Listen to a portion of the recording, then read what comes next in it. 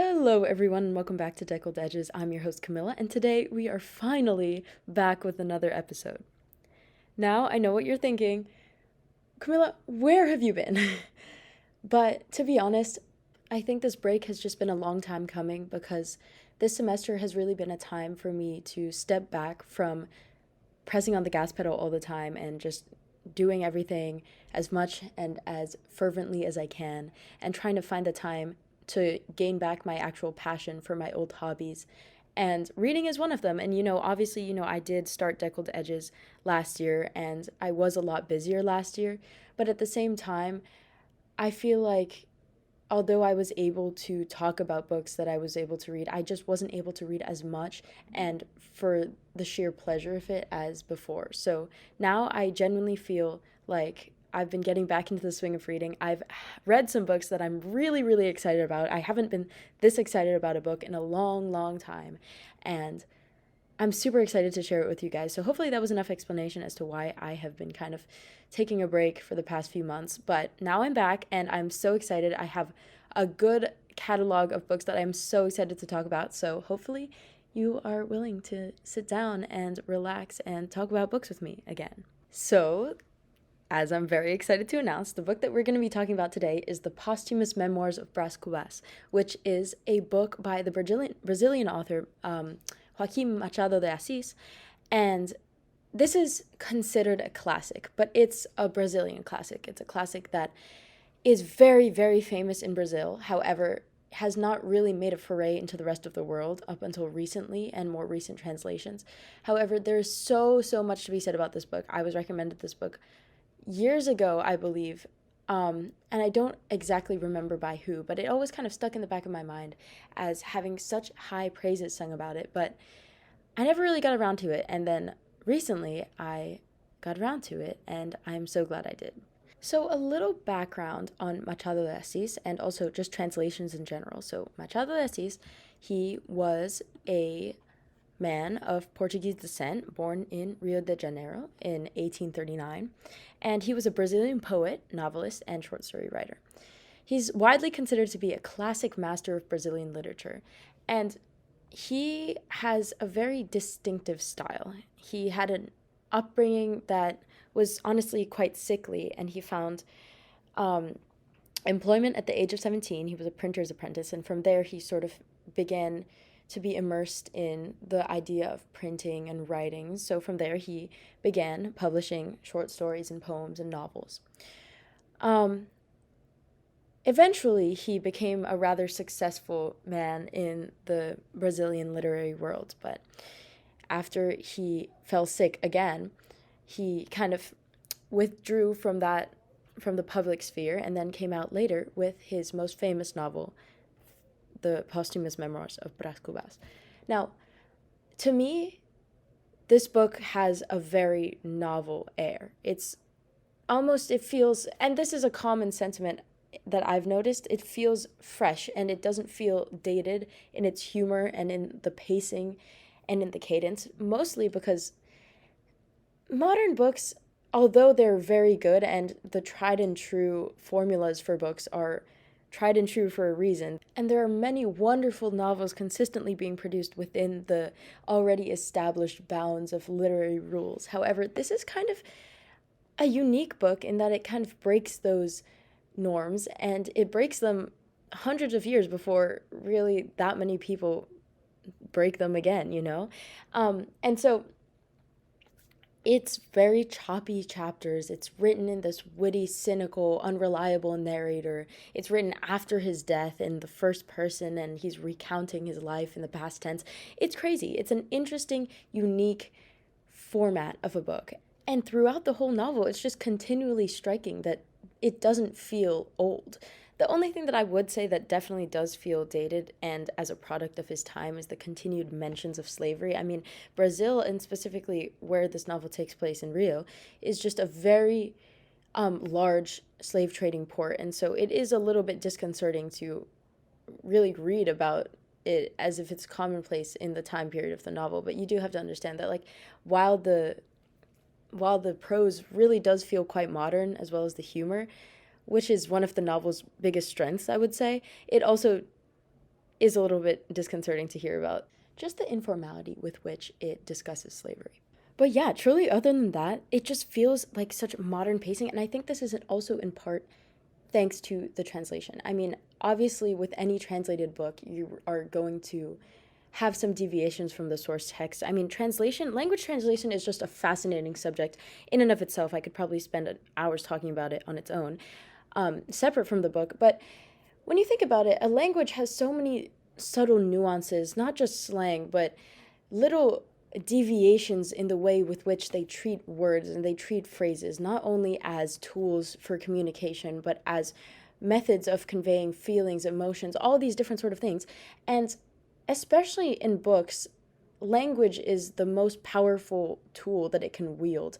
I mean, it totally depends on the style of the author. I mean, everything hinges on the way the author treats its characters, how it develops the world, whether it's prose and description heavy or whether it errs on the side of concise and poetic. And, there's so many different kinds, and that's really what can make or break a novel depending on the context. I mean, no one wants to read an unenjoyable book, but also part of it is just discovering the unique style of the author that is such a vital part of sitting down and reading a novel and being immersed in it truly. So honestly, translation is such a hefty task to undergo because not only are these novels many, many pages long, like thousands and thousands of words, which is something that you never really realize until you sit down and try to write yourself.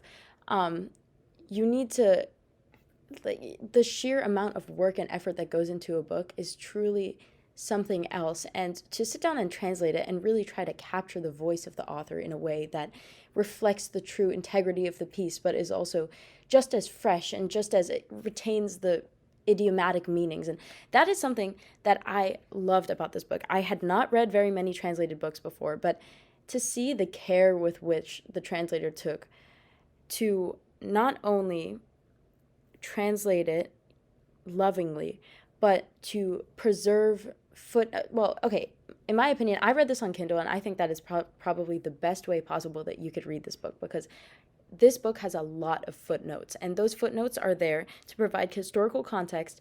And to be honest, there are a lot of words that honestly I was not familiar with, because old writing has this way of being very eloquent, but also eloquent with phrases that are not commonly used in modernity. So those footnotes were really helpful, not only for providing historical context, but also just clarity in terms of idiomatic phrases that may have gotten a little bit lost in translation. And I just thought that was such a valuable part of this book. Not only did I learn about the history, but also just about the turns of phrases and the way that I got an insight into the mind of the translator, and I thought that was incredible. And with the Kindle, it was so easy to just click on the link and then get taken to the appendix where you could really see all those footnotes chapter by chapter. It was wonderful. It was great. It was just probably the best reading experience you could get about this book. So that would be my recommendation. If you are thinking about checking it out, do consider getting it on a Kindle, if not also in paperback, because I just really, really enjoyed that reading experience. But yeah, that's enough about the translation. But really, I think it was such a poignant insight into the art of translation and into everything that goes into a novel beyond just the initial pass.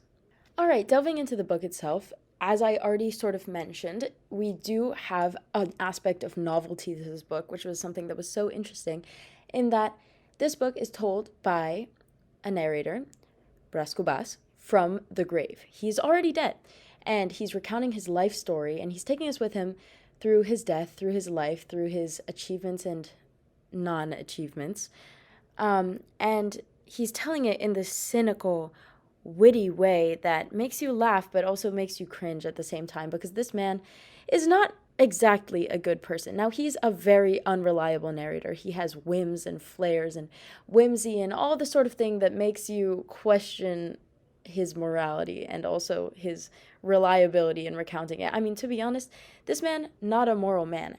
And it's really interesting to see that not only I mean, on one hand, you have the fact that he's unreliable. You have the fact that you can't exactly trust everything he says and take it at face value because it's told from his perspective, and he only has his perspective of his wrongdoings and his events. However, on the other hand, he doesn't have anything to lose by sharing everything. So he'll share the good, the bad, the indignities of his life on plain display for everyone to see, and he will have no qualms about it. So on one hand, like, can you really trust everything he says? But on the other hand, he has nothing to lose. And that is such an interesting dynamic to have between the narrator and the reader. And it's not one you see often, because oftentimes, especially in first-person novels, I mean, you only hear and see the thoughts of the person whose head you're inside. And so in that sense, you're limited as to what information you know, and you discover it in time with the author. But in this case, you're only discovering what the author wants you to know. He can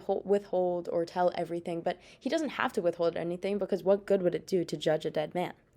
Anyway, furthermore, the beginning of this book, in my opinion, was particularly well crafted, because the transition from discussing his death to the beginning of his story from his birth, as he said it himself, which is great. Another part of this book is just the witty quips that just permeate this novel. Every second that he does something even remotely clever, he takes the time to make it clear to the reader that he knows it was smart, and he doesn't care if you think so. He just knows it. But to be honest, this transition was so smooth and well crafted. It's like a little joke between the reader and him, because it's good and he knows it. It was such a smooth turn of the phrase that when you read this book, you'll know exactly what we mean. Okay, this gives us another good place to jump off from. So the beginning of this book starts with the discussion of his death.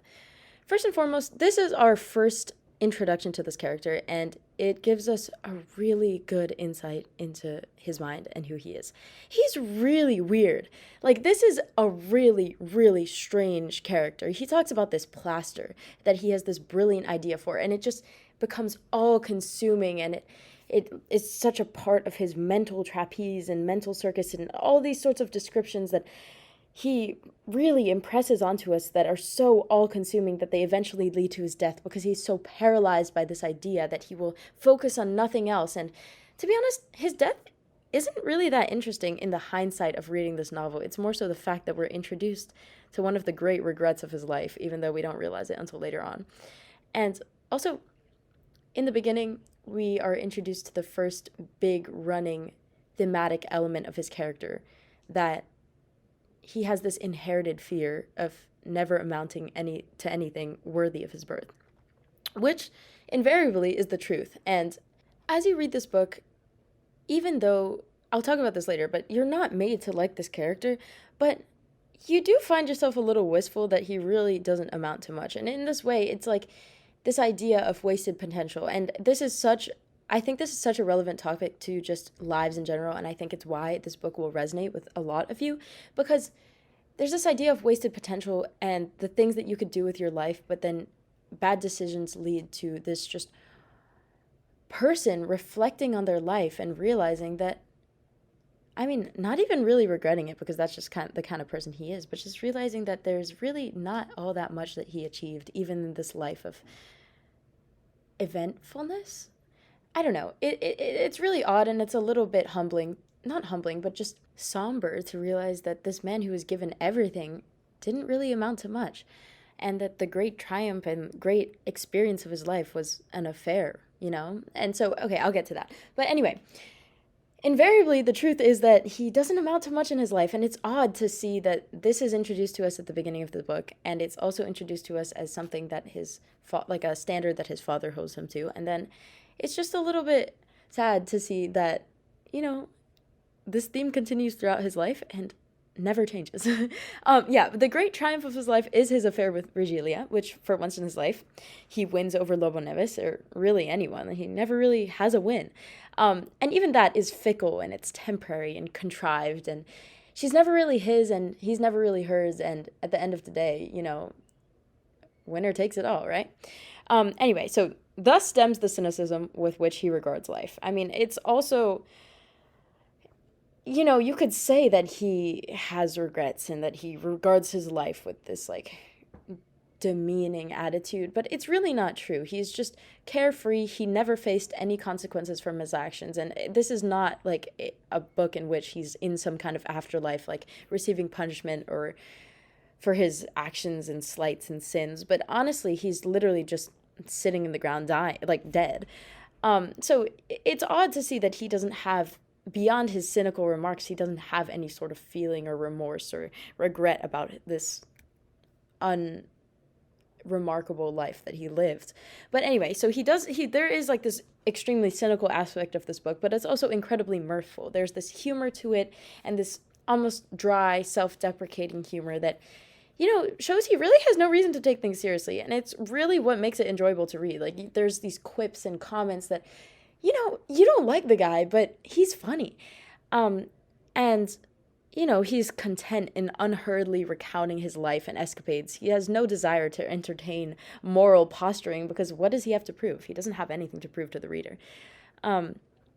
As a whole, I really thought this was such an enjoyable read. It's really nice to know off the bat that he's not a good person. Honestly, he's horrible. I've said this before, but even as a child, he's just awful. He is horrible. He treats his family horrible. He treats those under him, like his slaves and servants, horrible. It's horrible. It's awful. And all of this hate that the reader might feel because he's just overall detestable is abated by the fact that he knows it and he just doesn't care. So, I mean, what more can the reader do but just listen to him recount his life and pass silent judgment, but know that at the end of the day, it didn't really have an effect on him, and the feelings that we're made to feel are somewhat useless in the context of him, because he just won't care. So, I mean, it's like just this interesting dynamic, because obviously, like, he's a book character, like, they don't care how you feel about them, but at the same time, it's just interesting because you're able to enjoy the narrative while knowing that he's a bad person, but also by kind of withdrawing your resent of him in a way, because it wouldn't make a difference either way. And it is incredibly enjoyable to read his misadventures and philosophizing without having any qualms about not feeling bad about the ills that befall him. His life is a soap opera, and you can watch it happen to him like one watches a soap opera. It's so entertaining, and at times you root for him, even though, he's like a bad person. But I think that's with everyone, Sometimes when you're being told their story in such like an intimate capacity, you can't help but root for a small win in their life of nothingness. Now, I feel bad. Okay, I kind of feel bad saying that, but it's true. And, at times you will wince at his cruelty and selfishness, because he truly is a very, very selfish character. But, it's almost cathartic to bear witness to someone so utterly immoral, but also, human and craving love and an odd sort of, not genius, but he's definitely inspired. He has a lot of thoughts and ideas, and he doesn't really know what to do with it, and he just gets so enraptured in this, like, mental circus that he just never really gets out of it, and it's just interesting to see. It's like a case study, and it's a fun case study at that. Anyways, the pure entertainment and intrigue of this book also lies in how fresh it feels. And I was saying this before, but although it's from the 19th century, it feels contemporary and biting in its humor and its pace and its commentary, and the commentary that CUBAS has on the people around him, but also just how he experiences what he goes through. And he, at one point, okay, close your ears if you don't want this spoiler, but at one point, not Virgilia, not his affair partner, but someone who is like, he's a bachelor in his like 40s and 50s, and he needs someone to marry, theoretically, and his sister finds him this lovely girl, and then, it seems like it's going good. It seems like it's finally going good for him, and maybe he'll finally like amount to something in his life, and then all of a sudden, he braces us for impact, and it's like hilarious almost in the way that it is just so utterly uncalled for and out of the blue. And he tells us, like, this is life and this is what you should expect. And then all of a sudden in the next chapter, she dies. It's crazy. It's so, like, we're just hit with her eulogy, like, bam. And that is very much what I came to expect in this book. It's just twists and turns, and it reminds you that life is very gritty. It's very imperfect. And especially back then, nothing was guaranteed. I mean, the flame of his youth, Marcella, was just, who basically, like, stole from him many hundreds of thousands of dollars. And this man, sorry, I don't know if I gave you guys this context. I should have given it to you like 20 minutes ago, but truly, this man is loaded. Like, he is rich. He has been set up for life. And that's why I'm saying this idea that he never truly amounted to anything worthy of how well he was set up, worthy of his birth. He was the top 0.1% in Brazilian society, and yet nothing, nada, zilch. And so, yeah, anyway, so back to Marcella. She milked him of his money, of everything, and then she did him dirty. I gotta say, this was like the OG, she did him dirty, and like, regardless of how detestable he is, yeah, she was kind of in the wrong for that. However, he was also really gullible for going along with it. But it's really interesting because this book brings you, because it's his entire life, it brings you full circle, and it's honestly not even satisfying because at the end of the day, like, he visits this store and he is shocked, like, for a broken watch, and he is shocked to find that the store owner is Marcella, and she is ravaged by this disease, and she is just so sickly looking, and it almost feels like this divine retribution for her. But at the same time, we know that in this book, divine retribution doesn't occur, because if it did occur, then our protagonist would be in a not very good spot, because, so it just seems like this cruel twist of fate that, she kind of got her just desserts, but he doesn't even take any pleasure or any, like, odd satisfaction with it. He is just surprised and moved on, which is really interesting to me, because to the reader, that's definitely the emotion that I would feel. But he's just so, like, oddly carefree that he takes things at face value and he'll just move on with his life, And it's just an odd whimsy that I would never really expect otherwise. And honestly, I keep coming back to this, and I know this may be a somewhat odd reason to recommend or want to read a book, but it's truly just like an interesting case study, and the idea that you can follow this person who the reader and pretty much everyone finds absolutely detestable, and you see success and security elude him his entire life. He was born with high expectations, and nothing good ever comes of him. He doesn't get married. He doesn't start a family. He falls in love, but nothing ever comes to fruition. His political career never takes off. And, he has such a detachment from the world at the end of his life that, it's just so odd and oddly satisfying to read. And you're also kept company by the same man who is rather a loser, but also just, like, sort of interesting as well. And so, like, you get to pick this man's brain, and it's just such an interesting dynamic, and I really enjoyed it. I particularly love the moments in this book where he just fills pages describing just, like, random, detailed, incredibly specific moments of his mental state. I mean, in the beginning, and this is kind of what kind of draws you into the book, because there are some chapters that are a little less interesting than the others, but overall, like, he devotes a whole chapter to being in delirium as he's dying, flying on a hippopotamus, having, like, this rendezvous with a personified form of Mother Nature, and then he just sees the ages pass, and he sees the future and everything, and it's odd. And it is just so interesting to have this dead man recount his delirium to you and then have that mean nothing in the rest of the book, because obviously, like, he didn't know that in his early life. But it's just so weird. And a lot of the time he'll just be random, and he'll start explaining something, and then he'll cut it off and say that's unnecessary and you don't need to know it. It's odd, but it's truly, like, invigorating and kind of addictive as well.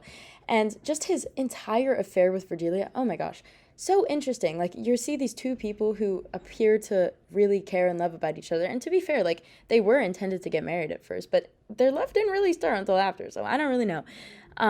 But you see her, like, throw away this good thing for this, like, horrible man, but then at the same time, you never really know if they love each other or not, but apparently, I mean, it goes on for such a long time that I guess they do love each other, but it's just odd, twisted kind of love. It's so interesting to read. So that's why I would really recommend it, because it's just such an insight into the rawness of humanity and something I really, really enjoyed.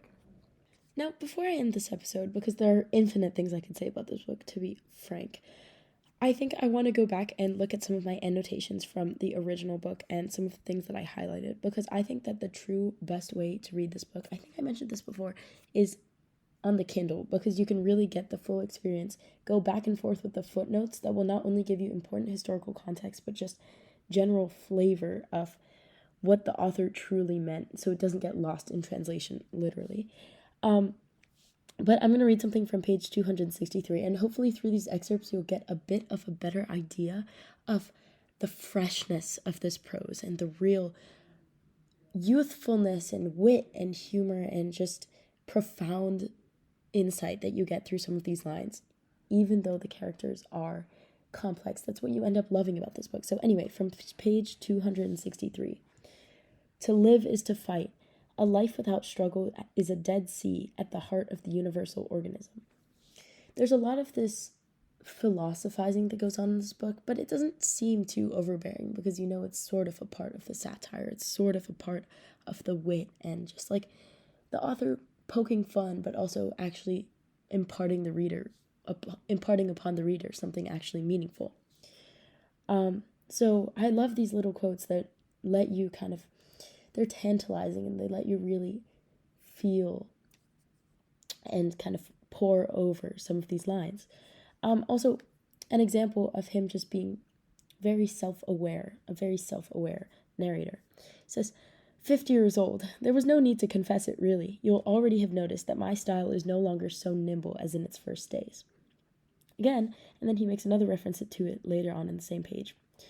And I do not regret it, I grew young again. But half an hour later, when I retired from the ball at 4 a.m, what did I find in the back of my carriage? My 50 years. And I think in the context of this whole book, it's rather funny. It's just an example of his wit. And a reason why, even though he does some of these deplorable things that are pretty morally horrible, actually, you can't quite condemn him completely, because he's just like a witty guy, you know? Furthermore, like, you have a lot of these, again, philosophizing, but also sort of witty interjections that are just seemingly random chapters. You have a chapter titled The Pendulum Clock, and on it, this is right after he savors a kiss from Virgilia. And he's talking about, like, their love blossoming and that kind of thing. And the line goes, random interjection again, some inventions are transformed or fade away. Institutions themselves come to grief, but the clock is definitive and everlasting. The last man on earth, as he bids farewell to the cold, sapped sun, will have a watch in his pocket so as to know the exact hour of his death. Gosh, maybe I'm rambling too much with these quotes, but I think they're really important to really impart upon you how intriguing this book is. I annotated it a certain way, but when you're going through it, you might find yourself certain lines that really stuck out to you, and there will be different lines, and it's just all a part of this layered story, which I really liked, and it was so unique, and that's why I highly recommend this book. I'll leave you with one last one, just to give you a lingering taste, leave you wanting more, and also to showcase an author's specialty, which is transitions. This author transitions so well from chapter to chapter, mostly because the chapters make no sense, but it's also a part of the pacing of this book. So here we have it. And so it was that I, CUBAS, discovered a sublime law, the law of the equivalence of windows, and determined that the way to compensate for one closed window is to open another, so that morality may continually air out one's conscience. You may not have understood this. Perhaps you would prefer something more concrete. A parcel, for example, a mysterious parcel. Well, here you have a mysterious parcel. And then the following chapter is called The Mysterious Parcel. It's just so good. It's so good. I love it so much. And I really hope you enjoyed dissecting it with me as well. I hope this gave you enough of a taste to make you go want to rush and grab this book off the shelf, download it on the Kindle, whatever it may be. And if not, I hope you enjoyed at least spending time here talking about it with me. So thank you all so much. I hope you enjoyed this new season of Deckled Edges, this return back from a hiatus. And yeah, thank you so much, as always, for listening. Thank you so much for coming and enjoying this time together with me. I hope you had a really lovely time, and I hope this made you excited to read again, because I have sure been excited to read again these days. Again, thank you so much for listening, and I will see you very, very soon next time. Bye!